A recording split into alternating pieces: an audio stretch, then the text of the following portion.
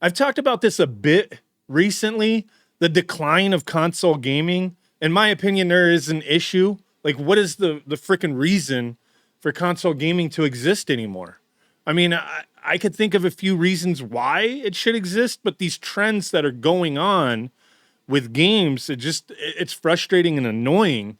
Where it's like, why would I buy these games on P? Like, it's a whole bunch of different issues that just kind of combine into to one that's making me think this way.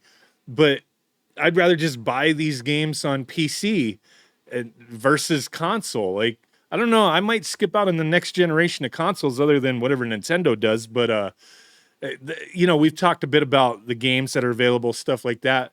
But when I'm seeing issues like this, yeah, today we're gonna pick on Star Wars Outlaws, but not like the stuff I'm nonstop seeing out there about the character in the game, different views of things going on in the gaming world as far as agendas and stuff like that, or people who work for the company. Like those are all fine criticisms if you have them, but I'm picking on this for a whole different freaking reason.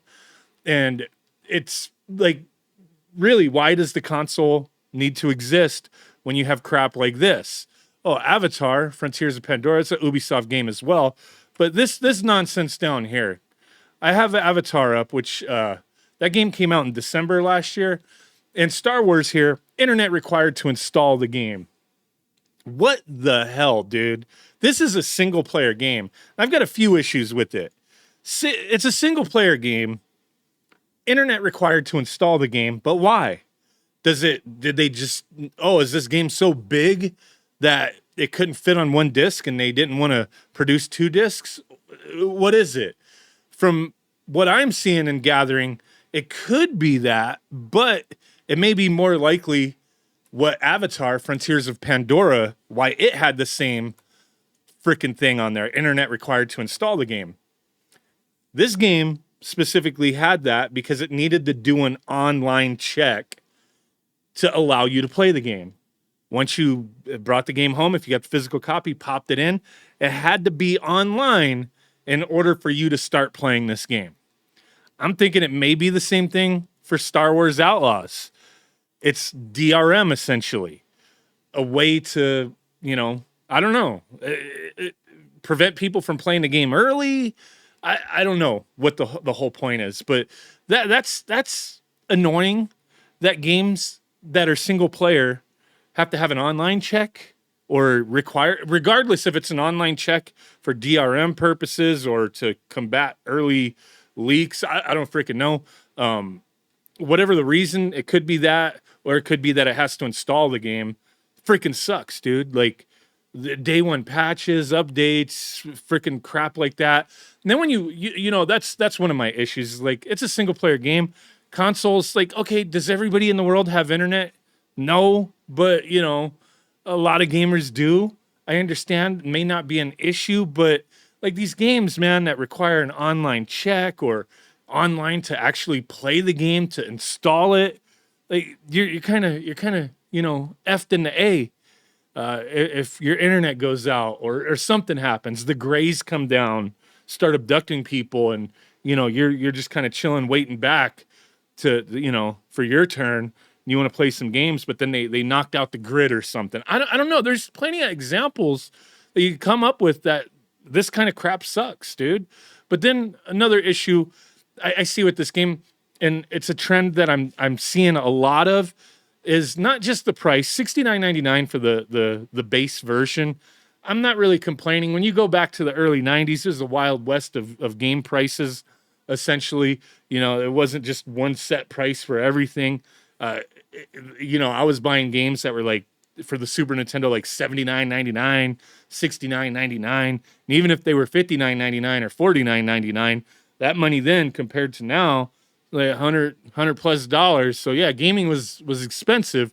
I'm not complaining about that here. It is an interesting discussion though, but what I'm looking at is like every freaking game that comes out nowadays has to have multiple editions. Base game, $69.99, gold edition, $109.99, or the ultimate edition, $129.99. And what do you get with this stuff, right? Oh, if you get the gold edition, you can play the game 3 days early. Cool. Wow. You're paying for the privilege of paying the game on the actual release date versus when it, the street date is. I always find that like the early access, I always find that weird. Like, okay, it's available then. Like, I guess it's a benefit, it's a perk, like whatever, however you feel about that. But then a season pass, this is what really I hate nowadays is season passes. What the frick does a single player game need to have a season pass for? This isn't a fighting game, which I don't even like that either. Like, because back in the day, you get a fighting game for a console, you unlock Marvel vs. Capcom 2. Holy crap! Unlock a bunch of characters. There's plenty of examples of unlock secrets, stuff like that you would read in magazines, figure out on your own. Little cool like things. But nowadays, you have to pay for that stuff. I hate it. I hate it. But this is a single player game. Like, why does there need to be a season pass? And then to take it a bit further, I start to feel this kind of shit that they do, these season passes, DLC, and I've never really been like completely against DLC. I'm like, if you like, bam, put out a solid ass game, and then down the road, you're like, hey, we developed like some add-on content, cool. But I feel like nowadays with DLC and season passes, it's just holding back content. It's not a surprise. It's like, hey, do you see here 2 DLCs that will release after launch?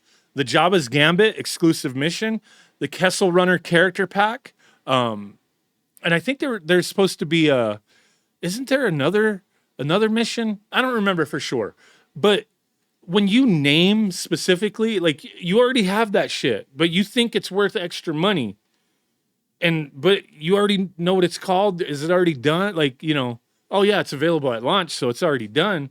You're paying extra for it. Like, I feel like it should have just been part of the game. You got games that like ship with massive amounts of content that don't do this kind of stuff, and then they're like, Baldur's Gate 3 type situation, like no DLC, all that. I understand these companies, man. Ubisoft is like horrible, man. Like freaking, they got to get that money, right? But then historically, these guys, like, they put their games out shortly thereafter, they're half price, something like that. I don't know, but I find this freaking ridiculous, man. The way games are going. Okay, online, you have to have online, even for games that don't like have like any multiplayer or whatever. DLC that's already like created that you have to pay extra for. I don't know, man. I just don't. I don't like this direction, and it does make me feel like things kind of suck. But there's still a lot of awesome stuff that does come out. Like, a few examples aren't going to ruin everything, but it's just a horrible trend, in my opinion. And then the other thing, like the way consoles are nowadays, to me, it's just like, I don't know. I don't really see as much of a purpose anymore. That's just my thoughts, man. A little rant and ramble for the day. Let me know what you guys think. Thanks for watching. Bye.